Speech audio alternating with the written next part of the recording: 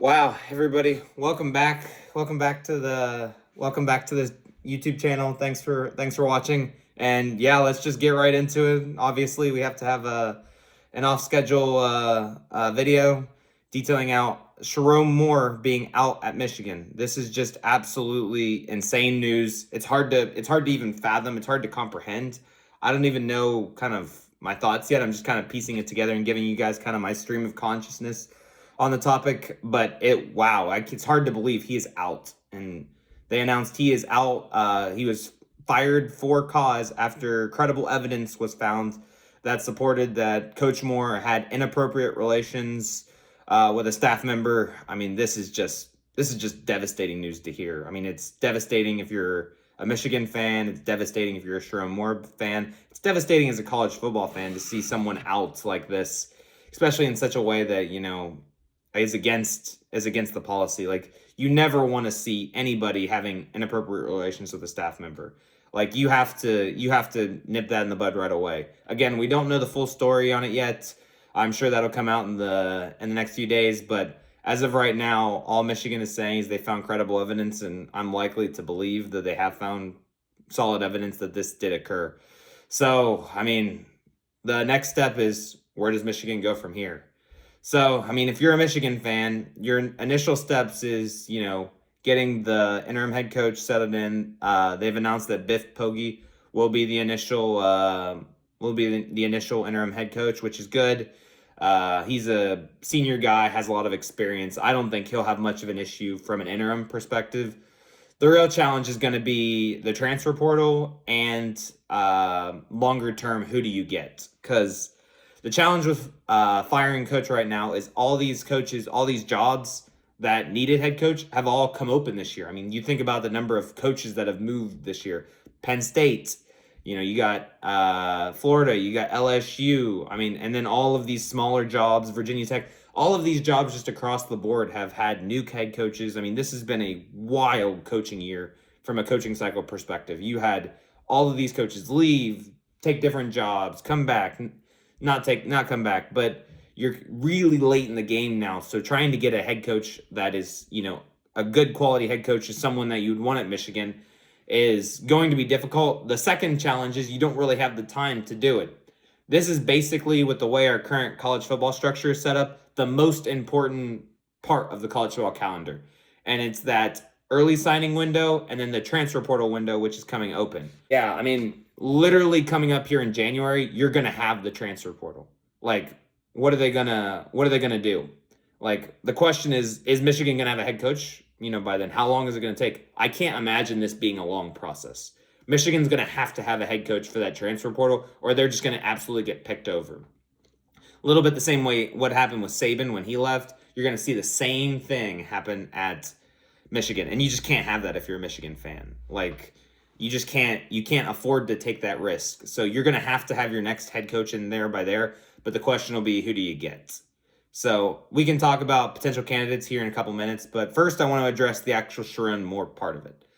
So obviously, Sherrone Moore is a great, I thought he was a decent head coach. I did not think he was a great coach or Michigan's kind of answer to their coaching woes.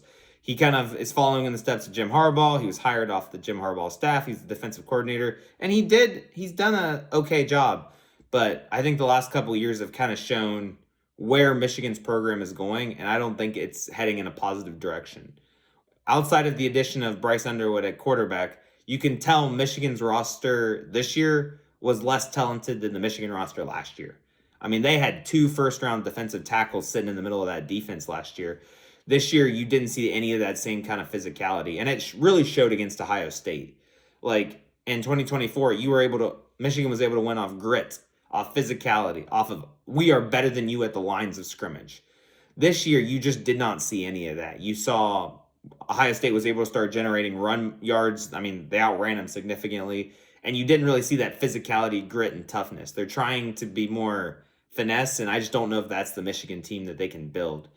So if you're Michigan, if you're a Michigan fan, I don't feel like you should be that upset that Sherrone Moore's out. Obviously, he wasn't doing a bad job, but I don't think he was, it's not like Nick Saban was there, Bill Belichick was there.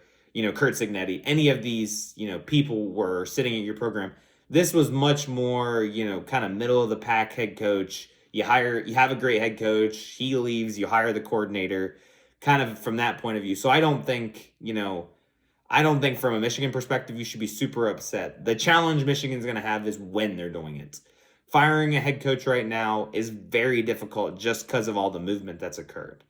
So now, kind of, if you're a Michigan fan, you kind of got to deal with, Sherrone Moore being out. You also got to think who could take his place. So when you look at the Michigan staff, there's nobody on the Michigan staff right now that looks ready for that role. So there's really just, as you look at their coaches and stuff, there just isn't anybody on the staff that you can point to and say, yes, we want him. He's going to be ready to lead the Michigan football program. I think everybody's still a few years away from that. And now as you look down at the list, you think, could Jeff Brom, leave Louisville? The challenge is he hasn't left Louisville for any other job. Michigan would have to make an offer that is just awesome for him to leave, because he's coaching, at his alma mater. It's hard to beat that. He left Purdue to go coach there. I think it'll be difficult for Michigan, but I think he would be a name to potentially watch. Do you try to take the big swing? Try to find Kalen DeBoer. There was some rumors he was considering the Penn State job. Those rumors everybody denied, but is he someone that you at least pick up the phone and give a call? I think you try. I just don't know if he would be willing to leave Alabama for Michigan. I think that would be a tough ask. Some of the other names, that I could see being thrown around, PJ Fleck from Minnesota. Again, he hasn't had the best record, but he is a first-class individual, and I think he's someone who knows how to recruit. He knows how to be a head coach.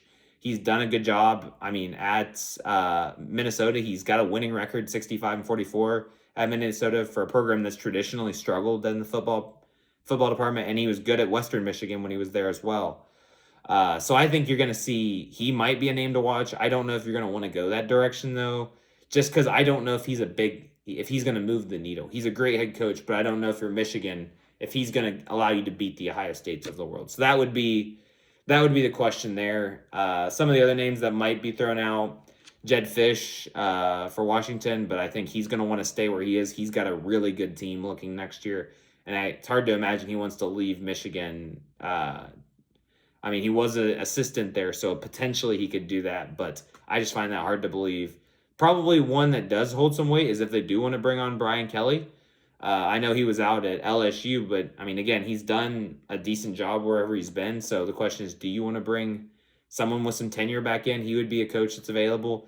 I don't know if Michigan fans are going to want to do that, because he just hasn't had a great track record the last few years, especially of winning big games. Wasn't able to get it done at Notre Dame, wasn't able to get it done at LSU. Question is, what would be the difference at Michigan? So you would really have to think through that. The one I would say I think probably has the most likely chance is, could you call Jesse Minter from the Chargers and be like, hey, we want you to come back? He was a great coordinator in 22, 23. He left with Harbaugh to work at the NFL level. He understands those defensive schemes and stuff like that. And he was a good recruiter while he was there. So I think that's a name I would really watch. And I would be surprised if they didn't at least give him a phone call of, hey, would you be interested, stuff like that. So I think those are potential head coaches. But if you're a Michigan fan, if you're Michigan as the program, first thing you got to do is you got to get everybody settled down, because this is coming as a shock, I'm sure, to everybody, not just us in the public, but also those people in the locker room. You have all those commits who just committed to Michigan, on National Signing Day. What are you going to do there? And you got the transfer portal coming up, and you got to stop people from wanting to enter that transfer portal by providing some certainty. So I think that's going to be really important, because you're going to need them to turn down good offers. These are going to be offers that are going to be $1 million, $1.5 million, similar to what they're making now, but with the caveat of, we know who the head coach is. We are willing to, we offering you a spot, stuff like that. Whereas Michigan can't make any of those promises yet. So I think they're going to need to do something in short order just to ensure that transfer portal isn't a bloodbath and they get picked over the way Alabama was a couple years ago. Even with just 2 weeks in between, they managed to pick over and get, Kalen DeBoer couldn't keep all the good players. Everybody was transferring out and stuff. So I think it's going to be tough coming up. I think I do think Michigan made the right decision. You have to make that decision. Once you find out about it, that's an unacceptable code of conduct. You have to be out. But I mean, it's going to lead to there's going to be some tough moments coming up where you're going to have to really make some decisions. So I don't necessarily think, firing Sherrone Moore was the problem. Was the problem, but I do think when you fired him poses some challenges, especially from who are you going to go get perspective with all the head coach openings that have already been filled. So I think Michigan's going to have it tough. I don't envy the AD the AD of Michigan. I don't envy him one bit. I think he's gonna have his work cut out for him here over the next couple weeks, and I'm sure the alumni will have something to say about who they hire as well as the obviously the NIL people now have massive say in any head coaching hire. But it could be expensive, and it could be on short notice to get these coaches hired. So it'll be interesting to see what ends up happening. I think these next couple weeks are going to be super telling. I would be stunned if we don't have a new head coach in Michigan by the end of the year. I think probably in the next week or two they'll figure out who they want to target and get on the phone with them and stuff like that. So I think they'll be okay outside of the transfer portal, but then they're going to have to focus on re-recruiting and keeping all of their players. So it should be interesting. I mean, I know Michigan's looking forward to getting back and beating Ohio State next year, as well as getting back into national championship conversation. To get that, it's all going to start with who they hire. Who can develop Bryce Underwood, who can keep this program running, get back to that physical nature. So I think it'll be a challenge, but I think Michigan's done it before. So let's see who they end up hiring. So all right, talk to you guys later.